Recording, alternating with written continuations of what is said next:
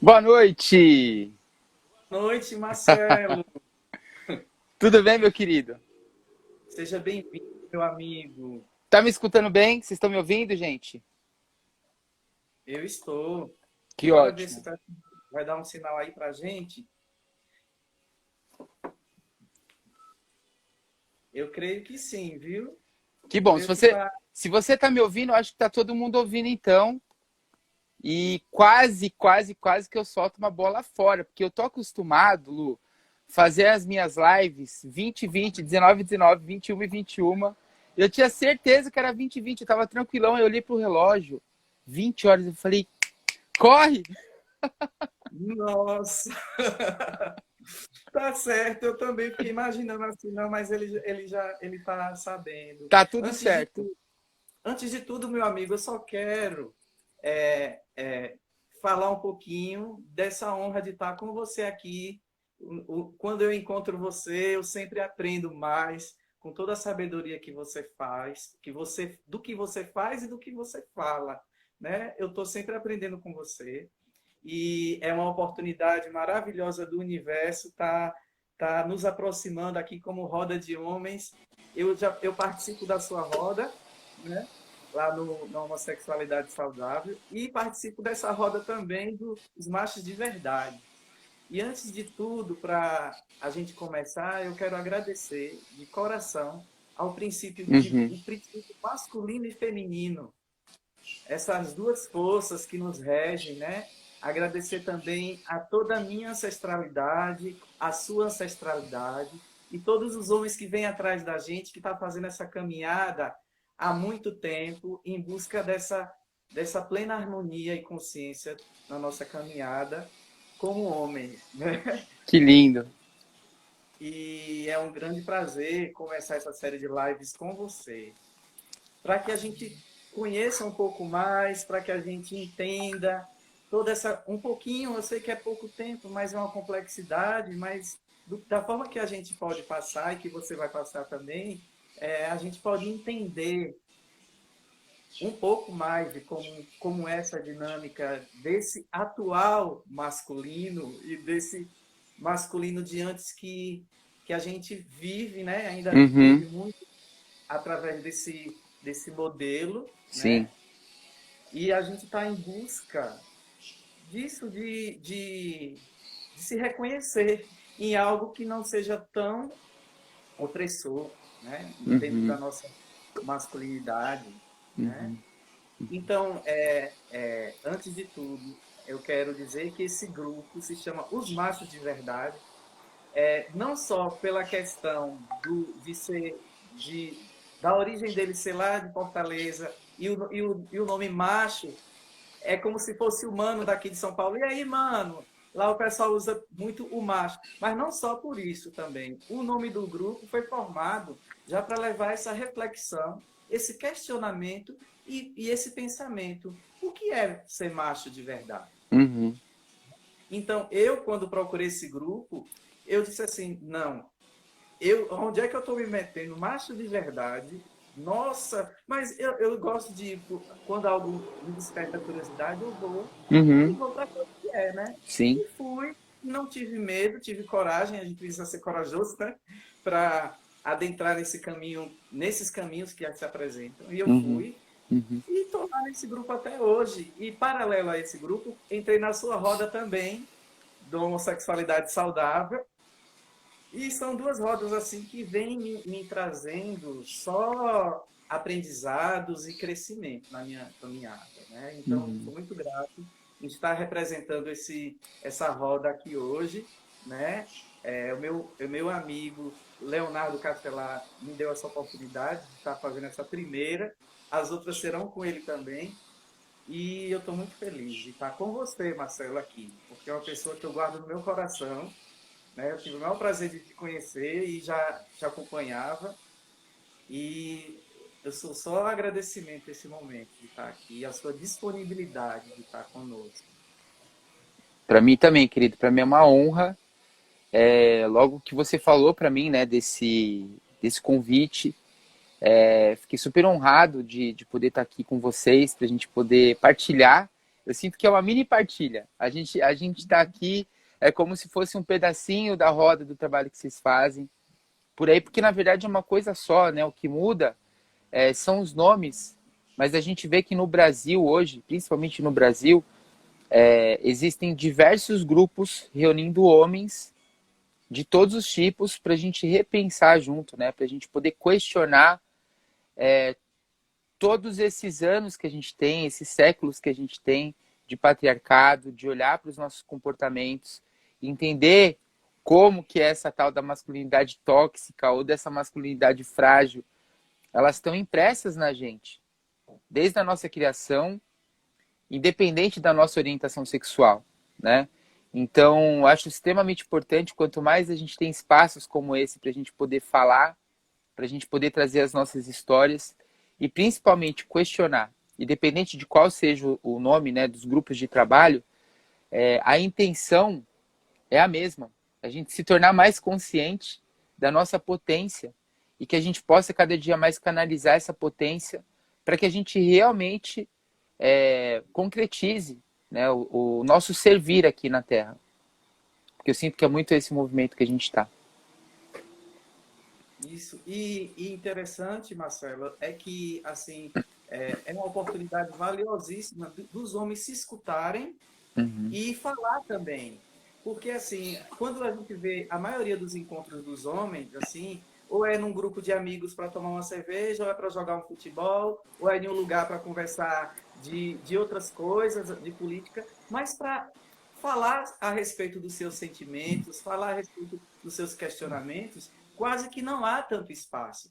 Que ainda é um desafio para o homem expor a fragilidade, porque é quase que inadmissível dizer o que está sentindo, ou então dizer que está em uma situação de dor por alguma questão, ou então está chorando, principalmente, é uma das formas de que o homem tem, porque somos humanos, mas que esse modelo do patriarcado, do machismo, fez com que essa parte mais fragilizada seja escondida, né?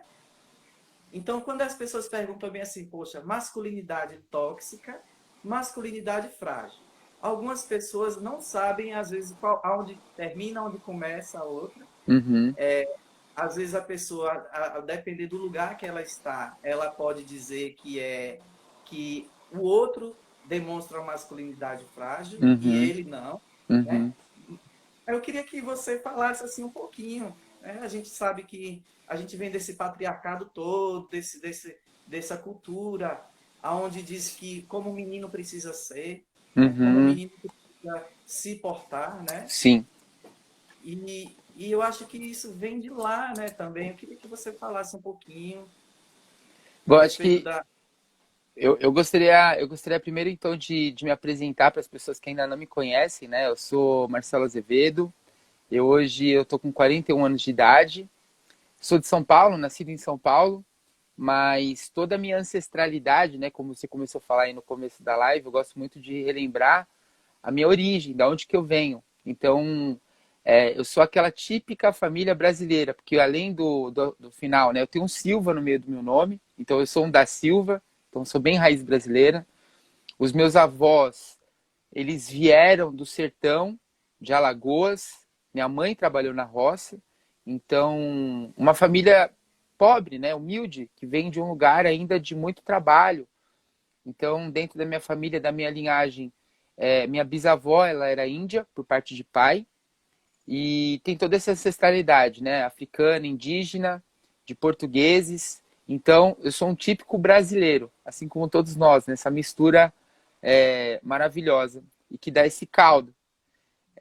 Eu venho de uma família de uma estrutura muito amorosa e logo no início da minha infância, assim, eu comecei a perceber que eu era diferente dos outros meninos, né?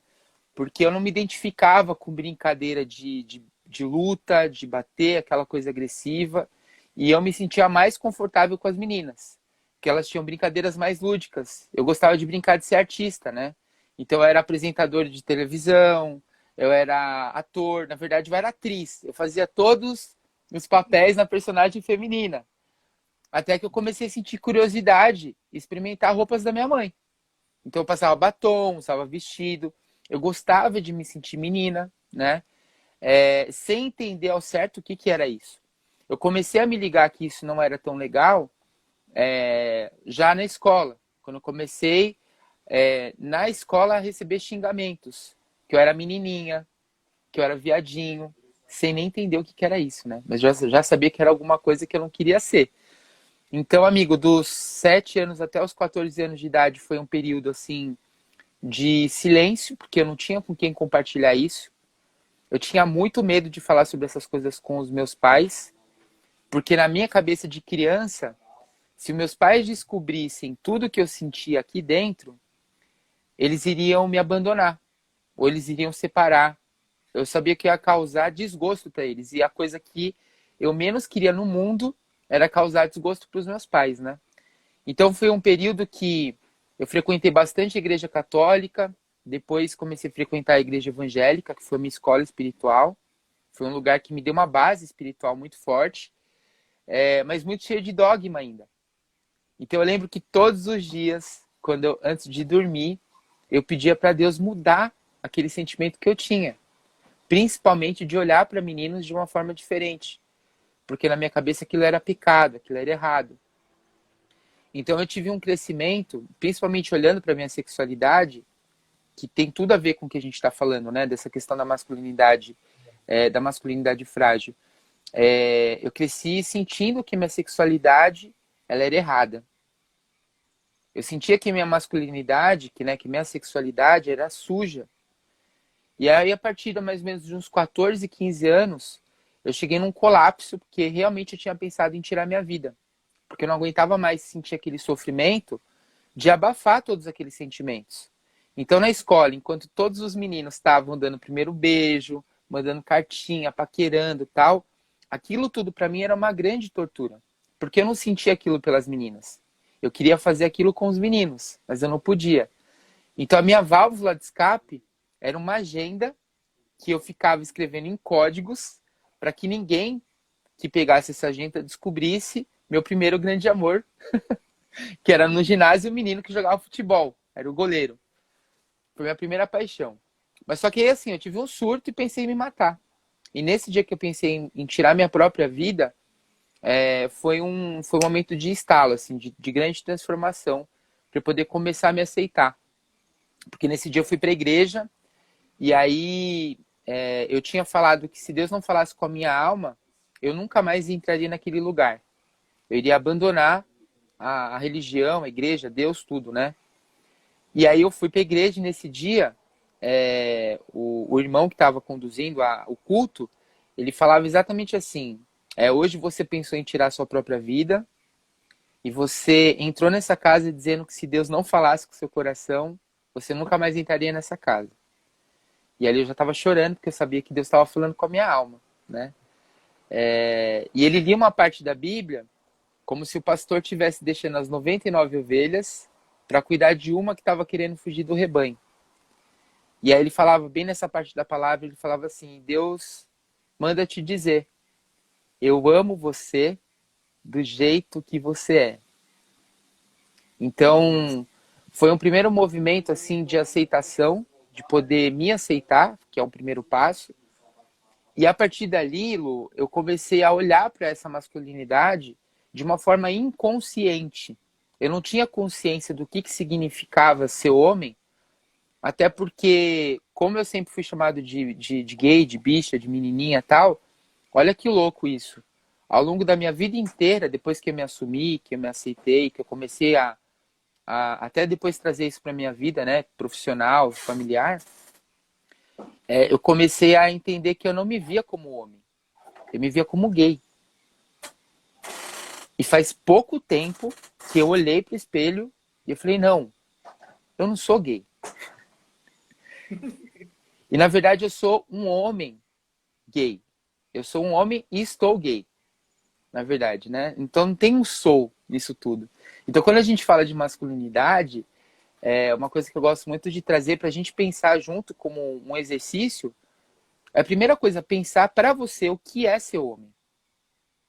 O que é estar homem. Porque a gente fala de ser, parece que é algo estável, concreto. E o estar, ele permite a gente sair dessas caixinhas. Então eu estou humano, porque eu não sou esse corpo humano, eu sou espírito. Então eu estou humano, eu estou homem e eu estou gay. Então dentro dessa reflexão, durante todos esses anos, né, chegou uma fase que essa inconsciência começou a mudar, porque eu comecei a perceber determinados padrões dessa masculinidade que eu tinha. Primeira coisa que eu tive que fazer lá atrás foi mudar meu comportamento. Não sei se você passou por isso, mas Passei. quando eu mudei de escola, eu lembro que o intervalo, que todas as crianças ficavam lá brincando, eu ficava andando atrás do cara que eu considerava mais macho, mais homem, com a postura mais, sabe?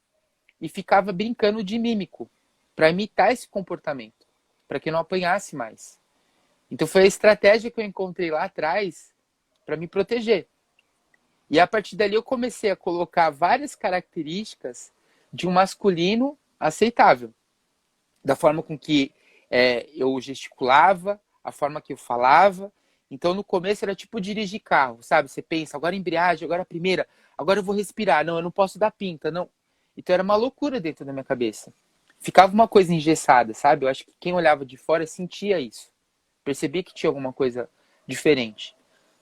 E eu fui percebendo que esses comportamentos que eu fui colocando, né, dessa masculinidade que me diziam que era correta, é como se fossem várias máscaras que eu estava colocando, até que chegou um determinado momento que eu não sabia mais quem eu era.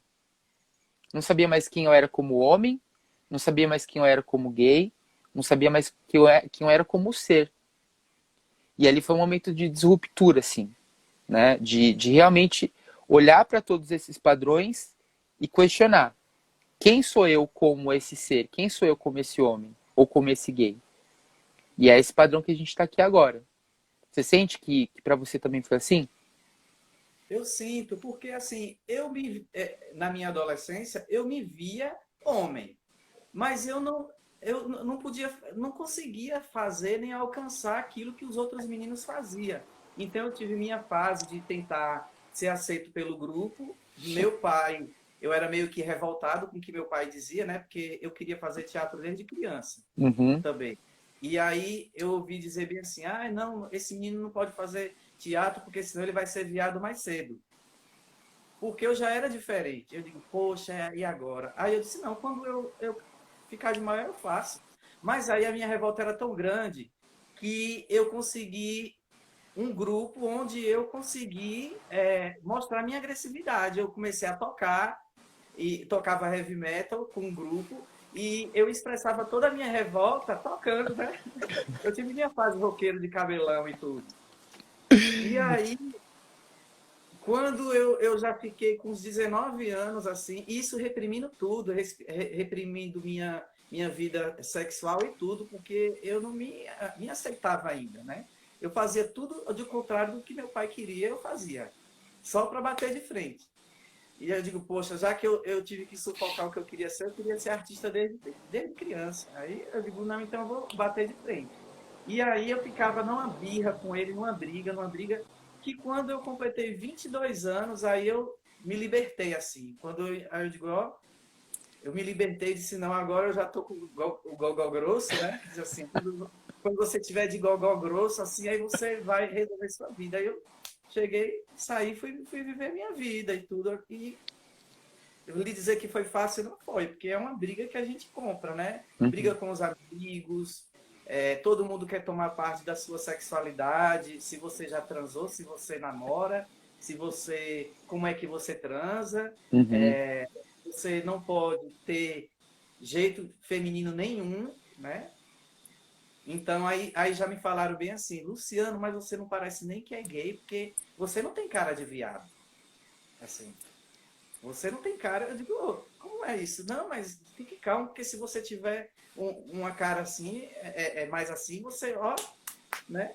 Como a gente sabe, né? Uhum. Que homem, se ele tiver qualquer trejeito feminino ou sensível, ele é logo taxado como gay, né? Sim, sim. Então, ainda. E aí você precisa estar o quê? Buscando formas de tentar, ou muitas vezes se encaixar, ou então você sair por completo desse conceito e viver sua vida, né? Uhum, uhum, E total. aí a gente escolhe o que é que vai fazer.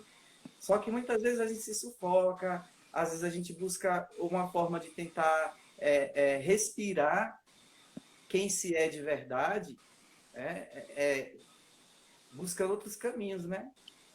É, Tem uns que não conseguem, aí não sei o que é que acontece. é isso. A gente sabe, né? E principalmente, Lu, acho que é essa questão de tá quase sempre buscando algo externo. É quase sempre buscando algo lá fora, né? Eu busco primeiro ser aceito por esse grupo de amigos. Eu fui aceito quando eu comecei a beber mais do que os moleques. Que eu tomava uns golão de dreio, tomava umas pingas, umas cachaça doida e ficava forte ali. Então eu falava, opa, aqui eu sou bom, aqui eu consigo garantir. Então a gente começa a ver ali essa característica, né, da competitividade, de mostrar que eu sou bom, que eu sou forte, que eu aguento, e começou a me levar até para um quadro de dependência química, de álcool, assim, de tanto que eu fui usando isso como uma ferramenta para ser aceito, para fazer parte de algum grupo, que inconscientemente eu fui caminhando para esse lugar de mostrar forte pela bebida, de mostrar forte que eu aguentava segurar aquilo. Então são todos comportamentos que eu sinto que eu buscava fora, mas muito com esse olhar, com essa vontade de ser aceito, de pertencimento. Porque no fundo, o ser humano, homem, mulher, independente da nossa orientação, a gente tem a necessidade de pertencer, de se sentir amado. E quantas pessoas se sentem não merecedoras, quantas pessoas se sentem não amadas, que não se sentem parte. E aí tem uma questão nessa trajetória que para mim foi muito forte, assim. Como eu era muito ligado à igreja, e lá dentro dessa igreja, ou de qualquer outra igreja, eu sabia que eu não ia ter espaço. Eu sabia que minha voz não ia ser ouvida, pelo fato de eu ser gay. Então aquilo me frustrava muito, porque eu falava, quando que eu vou poder usar minha voz para poder falar desse Deus que está aqui dentro de mim? Para poder falar de tudo isso que eu sinto. E aí nesses últimos 7 anos, principalmente, 2013, eu fiz uma viagem para Tailândia, e aí eu entrei dentro de um templo budista, e eu entrei para fazer uma meditação, e eu nem era desse rolê da espiritualidade, tá? Ainda estava muito nas caixinhas, né? E aí eu sentei lá para fazer minha meditação, escutando aqueles mantras, entoando, e aí daqui a pouco eu senti uma energia começar a vibrar no meu corpo inteiro, eu comecei a tremer, eu comecei a chorar, e eu senti a presença de Deus lá dentro. E aí Deus falava no meu coração, filho, eu estou aqui dentro. Aí eu falava, nossa, ele está aqui dentro desse templo. Não, ele falava, eu estou dentro de você. Eu falava, uau! Então em 2013 eu comecei a fazer o processo inverso, né? Porque da adolescência até esse período eu fui colocando coisas externas para poder fazer parte e me sentir integrado a esse ser homem. Chegou num determinado momento que eu olhava para mim e não me reconhecia mais.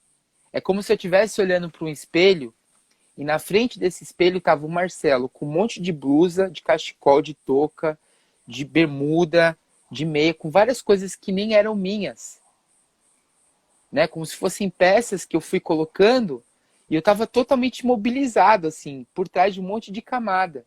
Então, o que eu comecei a fazer a partir daquele momento? Eu comecei a me despir dessas peças.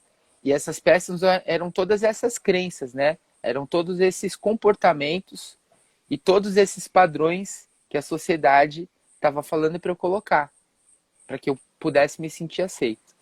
Então, aos poucos eu fui tirando, porque não é um processo muito fácil, né? Da gente, é como uma cebola, da gente ir descamando todos esses níveis, né? Que estão ali de padrões. E chegou uma hora que eu comecei a me sentir realmente nu. Nu nesse sentido de, nossa, eu acho que eu tô. Ai, tô me sentindo livre agora, liberto. Mas quem sou eu agora como homem gay, né? Dentro dessas infinitas possibilidades de ser homem. Não só aquelas que a gente sabe que foram taxadas. E aí, aos pouquinhos, eu comecei a vestir novas peças que me cabiam.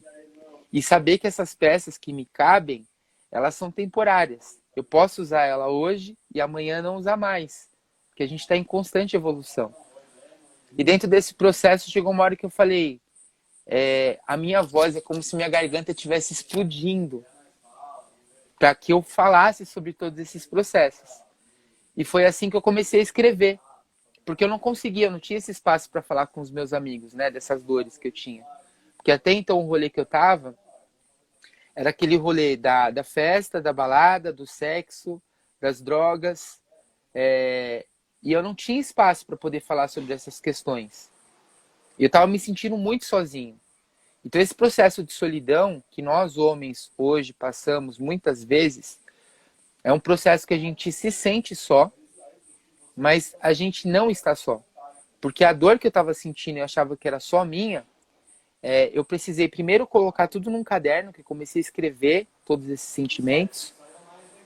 E aí teve um processo muito forte, que eu participei de uma cerimônia xamânica com a ayahuasca, e a medicina mostrava como se eu precisasse desatar esses nós, que era falar sobre todos esses processos. E aí veio essa intenção de criar um movimento, né? A página Homossexualidade Saudável, ela surgiu como um grande pedido de socorro da minha alma para que eu pudesse falar sobre essas questões. E ali eu comecei a postar as minhas vulnerabilidades. Eu comecei a mostrar essas minhas fragilidades, né? Como homem, como gay. E aos pouquinhos, outros homens, gays, lésbicas, pessoas trans, bissexuais começaram a chegar e se identificar com aquilo. Porque a minha dor acabava sendo também a dor de todas essas outras pessoas. Então, o movimento hoje, né, o movimento homossexualidade hoje, assim como os machos de verdade, eu sinto que eles têm esse papel, principalmente de colocar a gente para repensar. Repensar quais são esses comportamentos padrões que pelo menos eu vinha repetindo dentro de vários comportamentos tóxicos, né? Principalmente de não permitir essa fragilidade, essa sensibilidade de falar sobre sentimento, de falar daquilo que realmente está me magoando. E está sendo um exercício diário. Porque se a gente fala de inteligência emocional, é muito difícil a gente falar sobre sentimento. O que dói, porque dói onde dói. Não sei se para você também é assim. Para mim, como é? Porque às vezes as emoções elas vêm muito misturadas. E aí você sente tristeza, raiva, medo. E aí, qual é a estratégia? Fuga, ou vou me isolar, ou então vou tentar gritar todo mundo de uma forma agressiva, ou então vou fazer o quê? Aí você fica ou isso ou aquilo, né? E não sabe o que fazer. Mas como a nossa inteligência emocional ela anda devagarinho, né? Como uma tartaruguinha, aí eu disse, não, eu sou humano, eu não sou um super-homem que vai dizer assim que eu não tenho sentimentos, eu estou ainda tentando descobrir agora, já com 43 anos, que eu estou começando a ter entendimento da dinâmica das minhas emoções, que são várias, né? Então, em alguns momentos eu estou um pouquinho mais maduro, em outras ocasiões eu ainda fico reativo como uma criança birrenta em alguns aspectos. Eu digo que faz parte do mesmo pacote, né? Nossa, faz muito. Me construindo, me formando ainda, eu acho que a vida inteira. Agora, só pelo fato da gente dar esse estalo, que agora a gente já tem esse presente de encontrar um espaço, mesmo que seja virtual agora, mas que as rodas de homens já vêm desde muito tempo, antigamente, e agora volta com toda a força, com esse momento que as mulheres trouxeram e que os homens agora também estão se juntando, né, para ajudar essa força do feminino junto com o masculino, dá um start na vida da gente assim. Eu digo assim, não quero falar uma palavra assim meio clichê, né? Todo mundo fala que é empoderamento, não. Eu digo não, é sustentar o meu poder pessoal, né? O nosso poder, a nossa presença. É. Né? E às vezes a mente fica dizendo assim, fica jogando um monte de informações, dizer, ah, não, é isso, é aquilo, não, você precisa competir, você precisa ser melhor, você precisa ser perfeito. Não, quando você sai desse lugar, e você disse, não, é agora, é o presente. Eu aceito minha humanidade. Eu aceito minha fragilidade. Eu já posso falar com pessoas que também passam pela mesma situação de forma diferente, né? Isso fortalece a gente, fortalece o nosso masculino, a nossa força, né? Uhum. Muito. Até em coisas simples, assim, o fato da gente conseguir comunicar sentimento. Porque muitas vezes as relações que a gente tem, e as diversas relações que a gente tem, elas acabam sendo tóxicas pelo fato da gente não conseguir falar para outra pessoa aquilo que a gente está sentindo sem machucar outra pessoa. Porque geralmente eu vou trazer o que eu sinto, foi o que você falou, com essa agressividade, já quando eu estou explodindo, e aí não tem mais jeito, não tem mais lugar, porque eu estou culpando a outra pessoa de algo que eu estou sentindo. Quando na verdade, né, isso é muito sobre comunicação não violenta, é estar nesse lugar de primeiro se observar, de conseguir mapear qual é o sentimento. Poxa, achei aqui, ó, o sentimento. O que que é isso? E agora, como que eu comunico para essa outra pessoa, ou para o mundo, o meu sentimento, que isso não vai afetar a forma que a outra pessoa está agindo. Eu estou falando sobre algo que eu estou sentindo. Então é um exercício mesmo que a gente está fazendo, né? É uma prática, porque na escola a gente não aprende isso. Na Não. escola a gente tem uma educação hoje que infelizmente ela é defasada. É uma educação que a gente está reconstruindo a partir de agora, e inteligência emocional, empatia, todas essas transformações que a gente está vivendo em pleno 2021, é uma transformação que as próximas gerações vão poder realmente sentir essa transição e toda essa diferença que a gente está fazendo. Então é um choque, né? Eu falo que a nossa geração, Lu, eu sou de 79. Não sei como que é a idade aí do povo que está assistindo a gente, Eu mas a acho que é bem gente. novinho. Então, deve estar misto. No HS a gente tem participantes de 22 a 71 anos de idade. Então a gente tem uma diversidade grande de várias gerações. Mas só que a nossa geração foi uma geração que ela pegou a transição do manual para o tecnológico. E a gente está passando por um grande momento dentro da história de uma grande transição. Porque tudo isso que está acontecendo hoje, todos os movimentos que estão acontecendo hoje, eles estão fazendo a gente olhar para dentro, voltar para dentro, se organizar, porque existem muitos registros negativos dentro dos nossos comportamentos e que a gente foi colocando como uma forma de defesa, né? Essa semana tem umas 2 semanas que eu tive a oportunidade de conversar com alguns amigos e que são heterossexuais. E, e tá assim uma grande revolução dentro da cabeça do homem hoje. Como que eu me comporto de uma forma diferente de tudo aquilo que eu aprendi a vida inteira? Como é que eu vou Uhum. deixar de ser aquilo que eu aprendi que era o normal, que era o certo e não? Então, assim, existe hoje uma nuvem de um grande questionamento para onde que eu vou. E para a gente conseguir realmente identificar esse próximo passo, é extremamente necessário a gente fazer um trabalho interno, de autoobservação. Por isso que todos esses movimentos que acontecem hoje, né? Se a gente fala de autoconhecimento e de espiritualidade, é um exercício de voltar para casa, de voltar para dentro e de se conhecer e de se reconhecer como um novo ser. E a partir disso, ir limpando esses padrões e trazendo novos registros, que são registros positivos, né? De algo que eu quero construir. Então, hoje, dentro dessa minha trajetória, eu tenho tido a grande oportunidade de cruzar com homens maravilhosos que estão nesse processo de reconstrução. O Leonardo falou aqui, né? Melhorando um pouquinho a cada dia. Leonardo, é exatamente isso mesmo. Identificando os comportamentos, estando muito aberto para poder receber sugestões, para receber crítica, para ouvir as mulheres.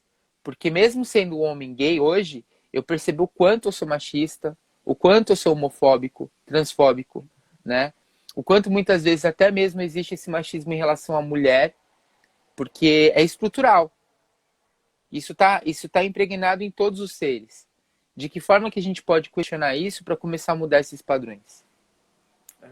E assim, a gente, quando você trouxe a questão da defesa, da reatividade, meu maior pesadelo era a horário do recreio na escola. Porque no recreio a gente ou matava ou morria, literalmente o seguinte, ou batia, ou então era apanhado, né? Então a gente vivia muito nessa coisa da reatividade, de ter que se proteger, de ter que ser forte, ou então correr para não ser pego lá fora. E hoje em dia não, nas escolas já começa a ter o lugarzinho do silêncio, o lugarzinho do pensamento. Então eu creio que a educação já está voltada para a atenção para os sentimentos, né? Uhum. Então, outro ponto que você traz importante é que às vezes a gente solta frases do que está no nosso pensamento que acaba soando racista e machista que a gente nem sabe. Eu vivi essa semana eu ouvi duas palavras assim de uma moça falou bem assim: ah, eu não quero esse menino não, eu já fiquei com ele, ele não tem pegada. Eu digo, pegada? Como assim? Ele não tem pegada. Eu digo, eu quero um que tenha pegada de africano. Eu, hã?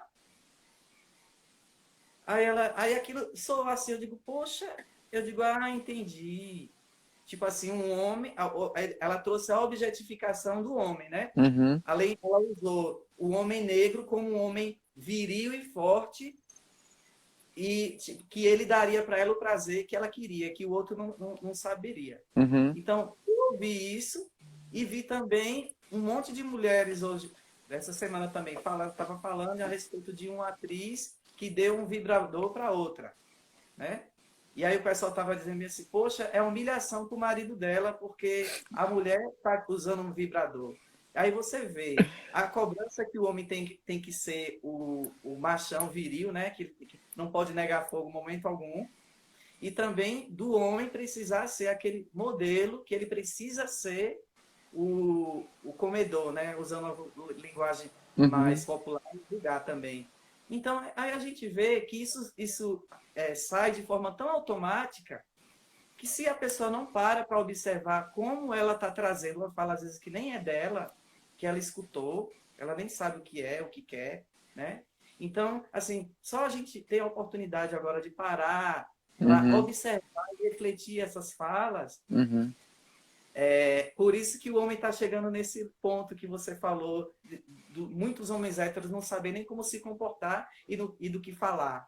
Muitos com medo de ser cancelado ou ser deletado, sei lá o quê, né? Uhum. Mas assim, eles sabem que esse comportamento não, não diz mais para que veio, Sim. né? Hoje em dia. E esse é um ponto, Lu, que você trouxe que faz muito sentido mesmo, que vai bem na raiz, assim, eu acredito que uma das causas, teve recentemente que eu fiz um mapa, eu desenhei um mapa, um autodesenho do meu mapa pessoal. Quem é o Marcelo Azevedo? Como eu enxergava esse Marcelo Azevedo, né? Coloquei ali várias habilidades, o que as pessoas falam de mim, comecei a desenhar e trazer várias coisas, porque eu fico me questionando assim, qual é o meu servir? O que eu estou fazendo aqui nesse plano, né? Como que eu posso servir? Qual é a minha medicina?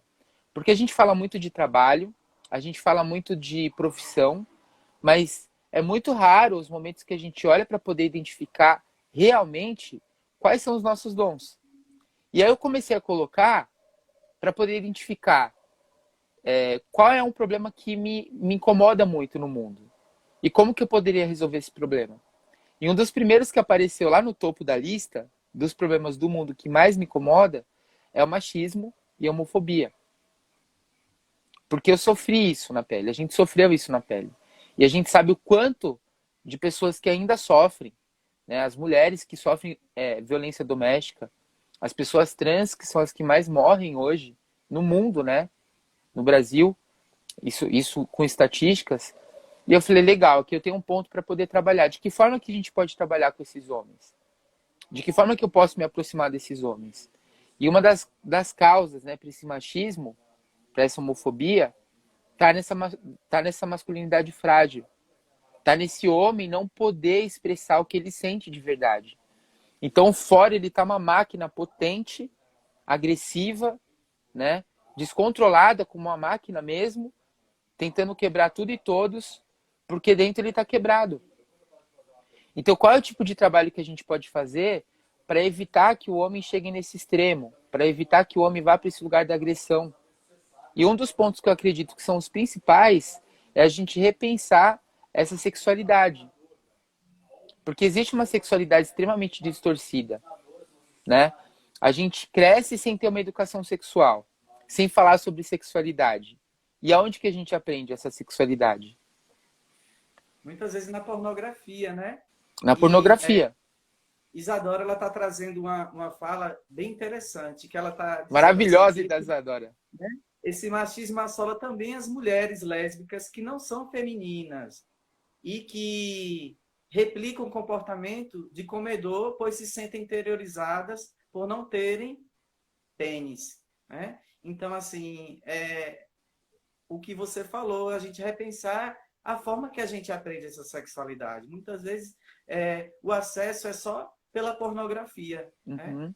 E hoje em É. dia, como cada vez mais as crianças estão tendo acesso ao celular, também está suscetível a ter contato cada vez mais rápido. Na época da gente eram as revistinhas, né? Que a Uhum. gente conseguia, ou pegava, o coleguinha passava. Mas agora não, é pelo celular, ficou mais fácil. Então a gente aprende de uma forma completamente distorcida e vai Uhum. achando que é só isso, Sim. né? Isadora, obrigado pela sua contribuição. A gente está para marcar também um bate-papo. Vamos agendar essa nossa live, essa nossa conversa. Isadora, a gente faz um trabalho maravilhoso. Sugiro que vocês olhem lá a página isadora.barbieri. E ela trazendo esse aspecto, né, das mulheres lésbicas que são mais masculinas. A gente teve a oportunidade de fazer um talks e falar com um homem trans. E foi muito lindo ver o depoimento dele contando a trajetória dessa transição de um nascimento como uma menina, de uma percepção como uma mulher lésbica, como uma adolescente lésbica, e depois o entendimento de ser um homem trans. E nessa transição, logo que ele passou pelos processos, né, de transição, ele falou que ele estava se vendo extremamente tóxico. Ele falou, opa, que comportamento é esse que eu estou colocando para ser homem? Então, assim, essa construção de ser homem, ela afeta a todos, né? Até que ele falou, né, o Kaique comentando assim, falou, cara, isso tá errado. Eu estou reproduzindo os mesmos comportamentos daqueles homens que me maltratavam, que me tratavam de uma forma que eu não gostava quando eu era menina. Ou ainda quando eu estava numa transição. Então, quais são as referências que a gente tem desse modelo, né, de ser homem? Então, a gente está num movimento, eu acho que realmente de quebrar esses padrões de comportamento. Então, eu quero agradecer a Isadora por ter trazido esse sentimento, né, e também essa visão sobre a questão das mulheres lésbicas. E eu volto para esse ponto da sexualidade. Eu sinto que cada vez mais a gente precisa, primeira coisa, tornar consciente a potência que é a nossa energia sexual. Porque, Lu, se a gente for ver estatísticas, recentemente eu tenho estudado muito sobre essa questão de pornografia, de masturbação, de compulsão sexual, porque são todos excessos, né? E são vícios de comportamentos que a gente tem como uma válvula de escape e a gente tem uma inconsciência da potência que é essa energia. Então, hoje, o trabalho que eu sinto que a gente precisa se unir como grupos, né, e como coletivos para poder fazer é criar um movimento, primeiro, de olhar para essa sexualidade, porque ela está doente. E como que a gente pode trazer a cura para isso? É tornar consciente essa potência que a gente tem e que ela está sendo gasta o tempo inteiro. Eu estou até aqui com um trabalho que eu admiro muito. Eu estou com Jornada Solar, não sei quem conhece. Eu tenho também Tá aí? aqui, maravilhoso. Gente, para quem não conhece, Jornada Solar é um trabalho muito especial. Isso daqui é uma ferramenta de cura, né, para homens que estão nesse processo de autoconhecimento, de espiritualidade, porque é um estudo que eles reúnem todos esses aspectos, né, da jornada do herói, das fases da Lua, e que a gente também possa estudar esses nossos ciclos. As mulheres, ó, estão anos-luz avançadas da gente, porque elas já estão nesse lugar de olhar para os seus ciclos. Porque elas já têm essa coisa do ciclo menstrual, das luas, mas o homem também tem essa interferência dos ciclos e a gente não tem consciência. Nem um pingo. A gente só sente o impacto e o reflexo. Mas fica parecendo, Marcelo, que o homem está desorganizado por completo e está buscando agora acordar, né? depois desse tempo inteiro, depois de tudo que vem acontecendo com a maioria de nós, né, dos Uhum, homens, uhum, e chegou o momento de mudar, de acordar, de despertar para uhum, algo verdadeiro interno, né? O uhum, retorno para o nosso sentimento, o caminho para o que é verdadeiro dentro da gente, né? Essa voz que ficou calada por muito tempo. uhum. E ter paciência, gente. A gente precisa ter paciência, compaixão e empatia por todos os seres. Porque, assim, na real, tá todo mundo sofrendo. A real é essa. Tá todo mundo passando por processos de desconstruir, né? Com muitos traumas, com muitas coisas que vêm da infância. Então, eu sinto que a gente precisa ter muita paciência, a gente precisa ter muita empatia e fazer as coisas com paixão. Porque quando a gente faz as coisas com paixão, eu começo a olhar para aquele irmão ou para aquela irmã que ainda está dormindo, ou que ainda está num lugar inconsciente, com amor e com paciência e trabalhando e conversando e mostrar na prática. Porque uma coisa é só eu falar. Agora, o que faz realmente a diferença, teve um sonho que eu recebi muito especial, que é tudo que eu crio e que eu falo, que eu posso usar a minha verdade. Para a gente acessar esse lugar genuíno de não julgamento. E eu me peguei, Lu, esses dias, julgando muito. Eu peguei meu ego espiritual muito alto, no sentido assim, de olhar para as pessoas falando, nossa, aquela ali tá fazendo pegação, tá fazendo um banheirão, tá fazendo não sei o quê. E é o lugar que eu venho. Eu venho desse mesmo lugar. Uhum. Então, o meu papel hoje, que eu sinto, é a primeira coisa, ter muita humildade para reconhecer todos esses processos que ainda tô, sabe, em aprendizado, em desconstrução, e ter muito, muito amor, muita compaixão para poder falar com todo mundo e não julgar. E não ter essa coisa do, porra, é o macho escroto. Cara, é o que mais precisa de um abraço, é o que a gente mais precisa acolher para poder trazer para esse tipo de conversa de uma forma amorosa. E também porque tem a questão do medo, né, Marcelo? De não saber o que é essa coisa nova, de não saber dar nome a esse sentimento de incômodo interno para algo novo, que eu creio que é o nosso anseio da alma, né? O anseio da nossa alma, aquele anseio de algo que preencha, né? Mas que cada um vai buscar da sua forma. E quando vai buscando um outro significado para a sua vida, para os seus anseios, isso vai se tornando mais verdadeiro porque a pessoa vai dizendo, poxa, essa agora é a minha verdade de agora, né? É o que eu posso me dar agora, é o que eu posso dar agora para o mundo. Uhum. Aí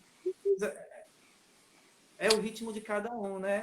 Sa E o nosso também. Sim, e sabe uma coisa que me chama muita atenção, assim, dessas trocas que a gente tem?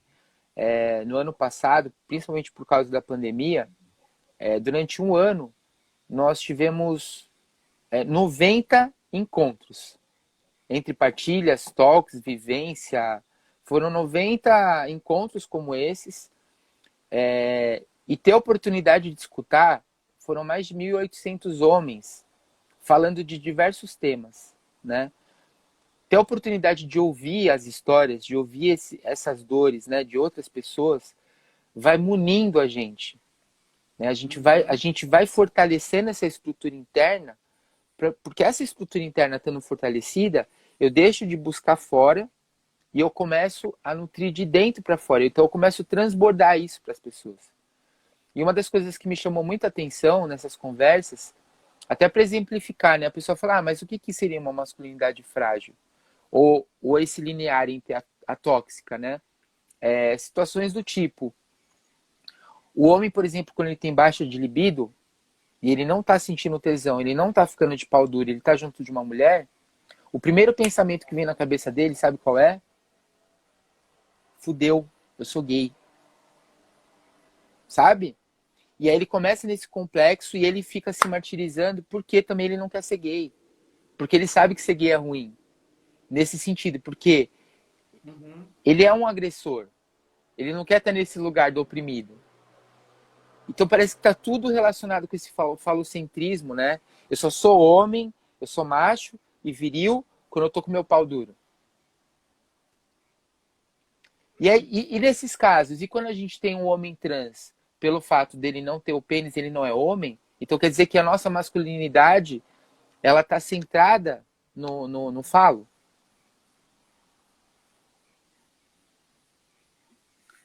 É, é como se morresse, né?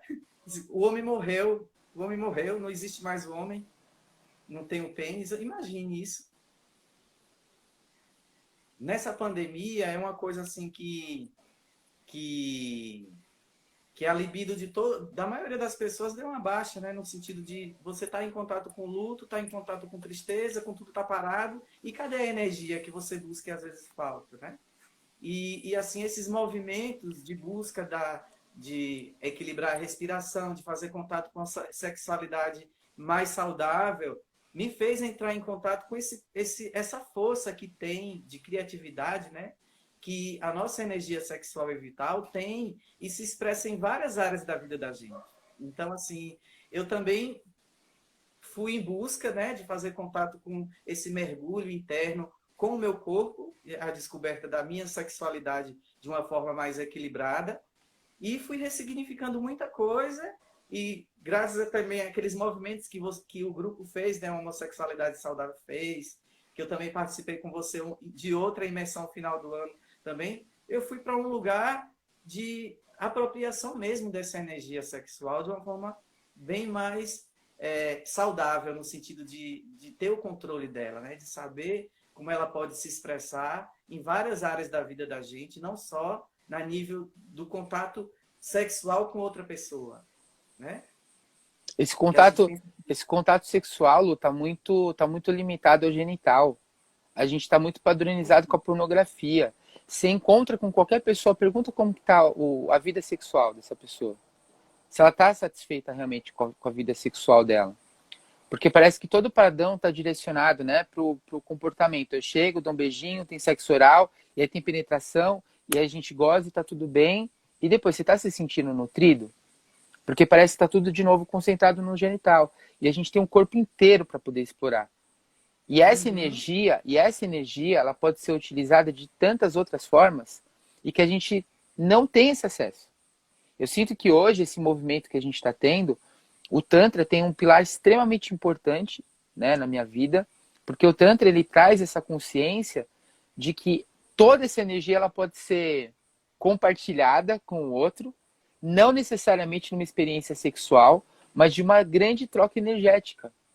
Eu tenho Uhum. tido novas experiências, Lu, e eu tenho me permitido essas novas experiências, inclusive com mulher, desse novo lugar, desse toque amoroso, desse toque afetivo, de olhar para o nosso corpo como algo divino. E aí, aquele padrão de um sexo sujo, aquele padrão que eu tinha de um comportamento de achar que a minha sexualidade era um pecado, eu hoje estou olhando para ela como algo divino, entendendo a potência dessa energia, e eu estou trazendo essa energia para todos os projetos que eu tenho trabalhado. Então, quanto mais a gente tem consciência, quanto mais a gente consegue trazer e reprogramar essa sexualidade, eu sinto que cada vez a gente dá um passinho a mais para estar mais saudável com o nosso corpo, com a nossa mente e com a nossa alma. É isso. Marcelo, já está faltando 4 minutinhos para a gente finalizar. A gente sabia que esse papo dá horas de conversa, mas agora eu quero aproveitar para te agradecer por estar aqui conosco nesse encontro, né? Trazendo todas essas pérolas que a gente pode trazer para a nossa vida e utilizá-las, né? Uhum, E eu agradeço de coração pela a sua presença e a sua contribuição no caminho de muitas pessoas, né? uhum. A minha é uma delas também, e aqui a gente, com esse espaço, aproximando essas rodas do masculino sagrado, a gente vai chegar em um caminho muito bonito Uhum. para as próximas gerações, eu creio, porque o caminho é esse, é a mudança, né? A gente está em busca disso. Sim, eu também sinto. Eu também quero agradecer demais por essa oportunidade. Para mim é sempre uma honra estar aqui compartilhando, porque na verdade é um grande aprendizado, né? Tá todo mundo aprendendo. Então eu estou muito nesse lugar como aprendiz servindo o meu corpo como um laboratório dessa experiência que é estar aqui na Terra como homem, e muito disposto, né, a realmente fazer essa transformação. Eu deixo o convite aqui para vocês que ainda não conhecem, visitarem a nossa página Homossexualidade Saudável. No final do mês agora, a gente está também com uma vivência muito especial para homens, todos os homens, homens trans, bissexuais, heterossexuais, gays. A gente realmente quer fazer essa integração. E a vivência é para falar da reprogramação sexual. Como que a gente pode sair desses comportamentos compulsivos, né? E mudar, usar essa energia para fazer coisas boas. Então, eu deixo aqui os parabéns pelo trabalho de vocês. Parabéns pela condução, Lu, dessa live. É uma honra estar com você. E tamo junto nessa jornada, meu querido. Gratidão. Gratidão, meu amigo. Muito obrigado. Um beijo no coração de todos. Até a nossa próxima live semana que vem. E compartilhe com os amigos, salvem. E muito obrigado pela presença de todos até aqui. Um beijo no coração, Marcelo. Até a próxima. Obrigado, Léo, e todos. Valeu, Léo. Tchau, tchau. Tchau.